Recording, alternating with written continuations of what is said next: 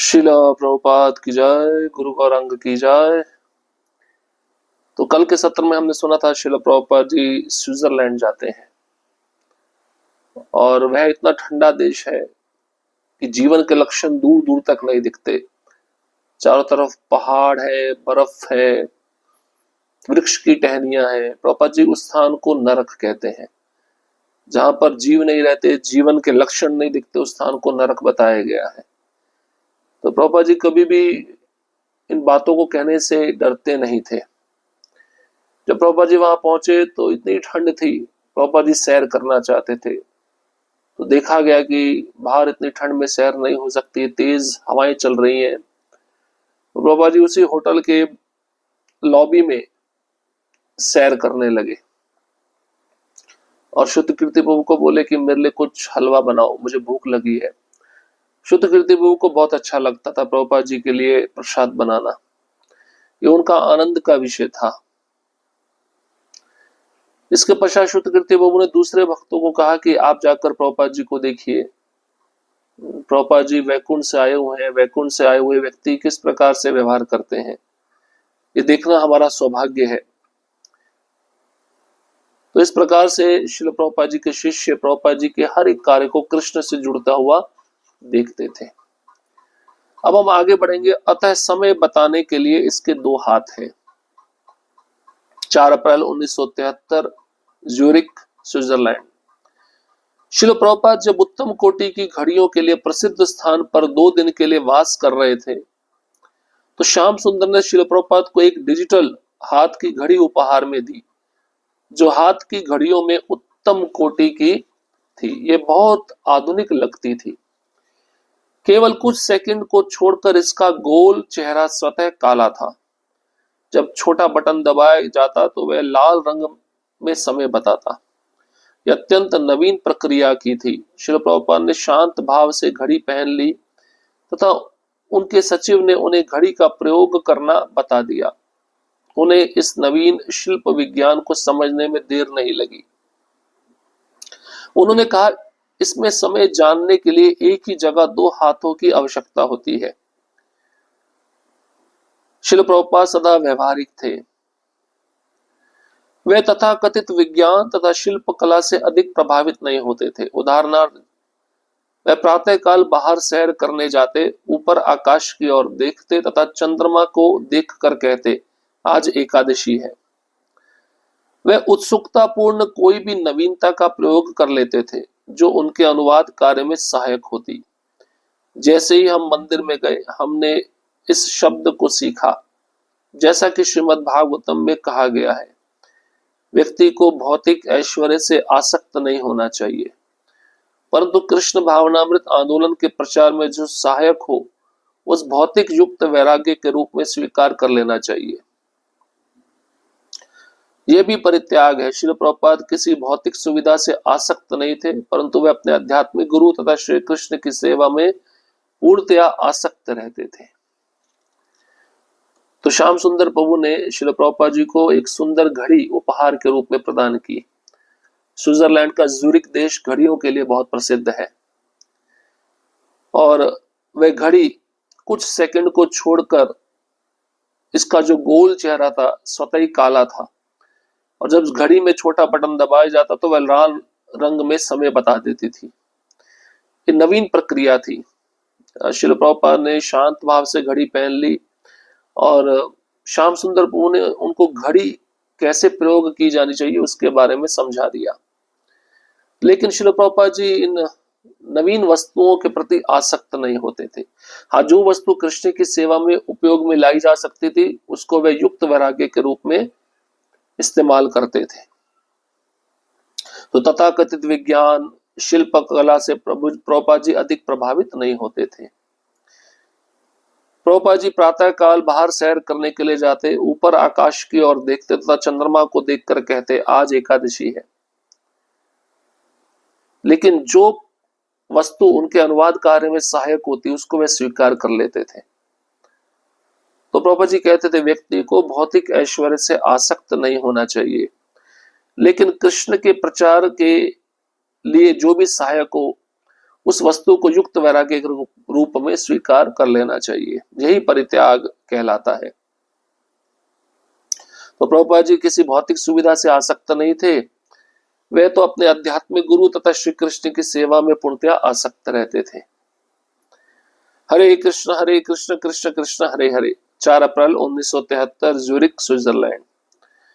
Saint Mauritius से प्रस्थान करने के पश्चात हमने एक दिन ज्यूरिख में एक विशिष्ट होटल में वास किया, जिसके सामने ही रहने से नदी बहती थी, जिसके सामने ही रहाने नदी बहती थी। उस नदी का नाम था रहाने। शिल प्रभुपाद के पास एक कमरा था तथा उनके साथ वाले कमरे में उनके सभी शिष्य रहते थे। यद्यपि वे कमरे साथ साथ नहीं थे, जब उनकी मालिश का समय था मुझे अपने वस्त्र बदल कर जाना पड़ता, क्योंकि हॉल के रास्ते से मैं गमशे में नहीं जा सकता था। एक दिन जब मैंने उनकी मालिश समाप्त की, मैं अनजाने में अपनी झोली माला उनके कमरे में ही छोड़ आया। ये वो जप माला नहीं थी जिस पर 2 वर्ष पूर्व मेरी दीक्षा के समय श्री प्रभुपाद ने जप किया था। दुर्भाग्यवश मैंने उसे न्यू वृंदावन में खो दिया था। मैंने सोचा कि श्री प्रभुपाद को दूसरी माला पर जप करने के लिए कहूंगा, परंतु मैं स्वीकार नहीं करना चाहता था कि मैं कितना असावधान हूं। मेरी झोली माला प्रसादम थी, क्योंकि यह मुझे कृष्ण कृपा श्री मूर्ति द्वारा दी गई थी। जब मैं वापस उनके कमरे में आया तो मेरी प्रसन्नता का ठिकाना न रहा कि उनका हाथ मेरी झोली माला में था। आगामी आधे घंटे तक मैं प्रसन्नता से देखता रहा कि वे मेरी जपमाला पर जप कर रहे थे। पुनः श्रील प्रभुपाद ने मेरे कहने के बिना ही मेरी इच्छा को पूरा कर दिया। मैं तब तक प्रतीक्षा करता रहा जब तक उन्होंने झोली माला नीचे नहीं रख दी तथा मैं अपनी अभी पवित्र हुई माला को लेकर अपने कक्ष में आ गया। इस तरह उल्लसित होकर मैं अन्यों को अपनी शेखी भगार रहा था कि कैसे अचंबा हुआ है। श्रील प्रभुपाद, आप हमेशा मेरी इच्छाओं से परिचित थे तथा आपने मुझ पर कृपा की। मैंने आपको कभी अपनी माला के अतिरिक्त किसी दूसरे की जप माला पर जप करते नहीं देखा। उस दिन आप शांतिपूर्वक बैठ गए तथा एक के बाद एक चक्कर मेरी माला पर करते रहे। इससे मुझे बहुत प्रसन्नता हुई। आपने कहा है कि आपकी प्रसन्नता इसी में है जब आप अपने शिष्यों का कृष्ण के प्रति प्रेम बढ़ता हुआ देखते हो। मैं प्रार्थना करता हूं कि एक दिन आपको प्रसन्नता प्राप्त हो। तो श्रुतिकृति वो कहते हैं, मेरी माला जो दीक्षा की थी न्यू वृंदावन में खो गई थी, और एक बार मैं मालिश करने के लिए प्रभुपाद जी के कमरे में गया। गमछे में तो नहीं जा सकता था, कपड़ा पहन कर गया और वहां पे कपड़ा चेंज किया, लेकिन आते समय मैं माला वहीं पे भूल गया और मैं चाहता था प्रभुपाद जी मेरी माला पे जप करे, लेकिन प्रभुपाद जी को ये भी ना पता चले कि मैं कितना असावधान हूं। और कुछ समय के बाद मैंने देखा प्रभुपाद जी जब कमरे से बाहर आए, जो माला मैं भूल गया था उसी माला पे प्रभुपाद जी जप कर रहे थे। प्रभुपाद जी अपनी माला को छोड़कर किसी दूसरे की माला पे जप नहीं करते थे। तो ये दृश्य देखकर मैं बहुत प्रसन्न हुआ। तो श्रील प्रभुपाद जी आप उस पवित्र माला को लेकर जप करते रहे और मैं बड़ा प्रसन्न होकर अपने गुरु भाइयों को अपनी शेखी भगा रहा था कि कैसे अचंबा हुआ है। आप शांतिपूर्वक बैठकर एक के बाद उस माला पे जप कर रहे थे। मुझे बहुत प्रसन्नता हो रही थी, और जब मुझे प्रसन्नता हो रही थी तो आप अपने शिष्यों को प्रसन्न होते हुए देखकर भी प्रसन्न होते थे कि मेरे शिष्यों का कृष्ण के प्रति प्रेम बढ़ रहा है। इस प्रकार से आपने बिना जाने मेरी इच्छा को पूरा किया। मेरे लिए कुछ 7 अप लाओ। 5 अप्रैल 1973, पैन अमेरिकन उड़ान लंदन से न्यूयॉर्क। जैसे कि श्रील प्रभुपाद आध्यात्मिक तथा कुछ भी करने में पूर्णतया स्वतंत्र थे। उनके साथ हवाई यात्रा करना अत्यंत रोमांचकारी अनुभव था। उनसे क्या आकांक्षा की जाए मैं नहीं जानता था। यह विशिष्ट दिन भी अपवाद नहीं था। श्रील प्रभुपाद हवाई जहाज को पिछली सीट पर खिड़की की ओर बैठे थे। श्याम सुंदर तथा मैं उनके साथ वाली सीट पर बैठे थे। यूरोपीय उड़ानों में यह प्रथा थी कि परिचारिकाएं बार बार यात्रियों को जलपान अर्पण करती थीं, ताकि यात्रियों को शुद्ध वायु में निर्जलीकरण न हो जाए। एक हवाई परिचारिका रास्ते में पारदर्शी प्लास्टिक कपों में जलपान लेकर आई तथा यात्रियों को भेंट किया। जैसे ही परिचारिका हमारी सीट के पास आई, शिल प्रभुपाद ने पूछा, ये क्या है? मैंने कहा, शिल प्रभुपाद, ये 7 अप है, आप थोड़ा लेंगे? उन्होंने उत्तर दिया, हाँ मैं प्रयास करूंगा। मैंने तुरंत ही 3 ग्लास के लिए प्रार्थना की। श्याम सुंदर तथा मैंने तब प्रतीक्षा की जब तक शिल प्रभुपाद पहला घूंट ना पी ले। हम निश्चित होना चाह रहे थे कि 7 अप प्रसादम है। हम ध्यान से देख रहे थे जब उन्होंने कप को कमल मुख को लगाया। उन्होंने कुछ पी लिया तथा कप को मेज पर रख दिया। उन्होंने कहा, हाँ ये बहुत स्फूर्तिदायक है। हमने मिनटों में अपना जलपान समाप्त कर लिया। उस उड़ान में हमने 3-4 बार 7 अप लिए। हर बार शिल प्रभुपाद तक पीते तथा कहते, ये तरोताजा करने वाला है, ये बहुत अच्छा है।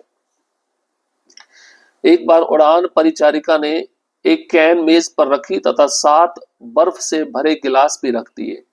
शिल प्रभुपाद ने कैन उठाया तथा पूछा, इसमें क्या उपादान है? उन्होंने पढ़ा, पानी, चीनी, स्टिक अम्ल, प्राकृत नींबू का तेल। ओ, ये सब ठीक है, ये बहुत अच्छा है, ये सब प्राकृत उपादान है। शिल प्रभुपाद आश्चर्यजनक थे। वे सोडे का व्यापार कर सकते थे। वे अपनी खोज के लिए अत्यंत उत्साहित थे। मैं बहुत उत्तेजित होकर उनकी प्रत्येक चेष्टा को देख रहा था। जब हम मंदिर पहुंचे, एक भक्त ने पूछा, क्या प्रभुपाद को कुछ चाहिए? मैं कुछ सोच नहीं सका। मैं कल्पना नहीं कर पा रहा था कि भक्त मेरे प्रिय आध्यात्मिक गुरु के लिए क्या ला सकता है। भक्त उनको भेंट करने के लिए कृत संकल्प था। मैंने अंततः कहा, ठीक है, उन्हें 7 अप पसंद है, आप उनके लिए वह ले आओ। मैंने उसे मनवा लिया कि यह अच्छा विचार है। वह भक्त उस दिन 7 अप की एक पेटी ले आया तथा मैंने उसे शिल प्रभुपाद के रसोई घर में सुरक्षित रख दिया।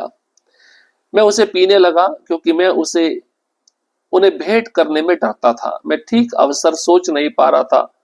अंततः वह अवसर आ गया। एक शाम को दूसरे नगर में एक मंदिर का अध्यक्ष शिल प्रभुपाद को मिलने के लिए आया। जब शिल प्रभुपाद अपने कक्ष में बातें कर रहे थे तो उन्होंने अपनी घंटी बजाई। मैं शिल प्रभुपाद के कमरे में जा रहा था कि इस भक्त ने मुझे हॉल कमरे में रोका।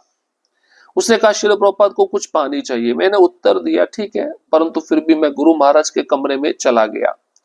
घबराते हुए मंदिर अध्यक्ष ने ऊंचे स्वर में दोहराया, शिल प्रभुपाद को पानी चाहिए। मैं खींच गया था, परंतु फिर भी अपनी शांति बनाए हुए मैंने कहा, कृपया प्रतीक्षा करो, मैं कृष्ण कृपा श्री मूर्ति से कुछ पूछना चाहता हूँ। स्पष्टतया यह भक्त शिल प्रभुपाद से गोपनीय वार्तालाप करना चाहता था और मैं बाधा डाल रहा था। भावुकता तथा कल्पना शक्ति से रहित मैं उसकी आवश्यकताओं को तुरंत नहीं समझ सका। अतः मैं शीघ्र ही शिल प्रभुपाद के कमरे में प्रविष्ट हुआ तथा उन्हें दंडवत प्रणाम किया। मैंने कहा, शिल प्रभुपाद, क्या आप कुछ 7 अप लेंगे? उन्होंने मुस्कुराते हुए कहा, ओ हाँ, मेरे लिए कुछ 7 अप ले आओ। मैं भागकर रसोई घर में आया तथा एक चांदी का पात्र 7 अप तथा बर्फ से भर लिया। शीघ्र ही मैंने उनके कमरे में लौटकर वह 7 अप उनके डेस्क पर रख दिया था तथा उनको प्रणाम किया। शिल प्रभुपाद अपने आसन पर बैठ गए तथा उस पेय को पी लिया। उन्होंने कहा, यह बहुत स्फूर्तिदायक है।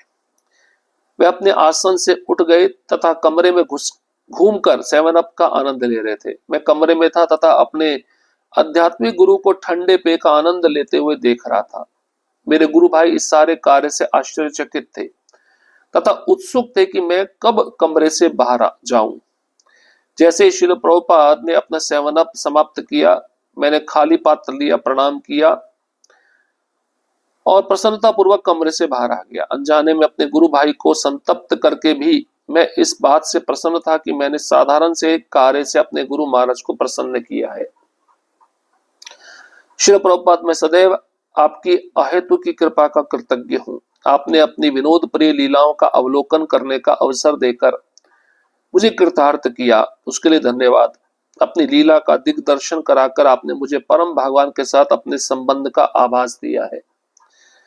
आपका प्रिय बालपन स्वभाव आपके शेर शरीर के आचार्य की रूपरेखा से सुस्पष्ट रूप से विपरीत है। भगवान चैतन्य के आंदोलन का विस्तार करने के लिए आपने बलपूर्वक आवश्यक कार्य किया। भगवान के विशुद्ध भक्त की तरह आपको अपने यश तथा प्रशंसा से कोई आसक्ति नहीं थी जो निरंतर आप पर बरस रही थी। आप उसके लिए पूर्ण योग्य हो। तो प्रसंग आता है 7 अप का। प्रभुपाद जी विमान में बैठे थे, विमान की जो परिचारिकाएं हैं कुछ पेय पदार्थ लेके आई, तो प्रभुपाद जी ने पूछा ये क्या है? शुद्ध कीर्ति प्रभु ने बोला ये 7 अप है, आप लेंगे? प्रभुपाद जी ने कहा ठीक है दे दो। तो 3 ग्लास बनाए, श्याम सुंदर प्रभु का, शुद्ध कीर्ति प्रभु का, प्रभुपाद जी का। तो प्रभुपाद जी ने जब तक पहला घूंट नहीं पिया तब तक शुद्ध कीर्ति प्रभु और श्याम सुंदर ने भी नहीं पिया। जैसे प्रभुपाद जी ने घूंट पिया तो उन्होंने कहा ये स्फूर्तिदायक है, ये शक्ति देने वाला है, एनर्जेटिक है। तो प्रभुपाद जी को अच्छा लगने लगा 7 अप पीना। प्रभुपाद जी मंदिर में आए तो एक भक्त बहुत कृत संकल्प था कि मैं उनकी सेवा करना चाहता हूँ।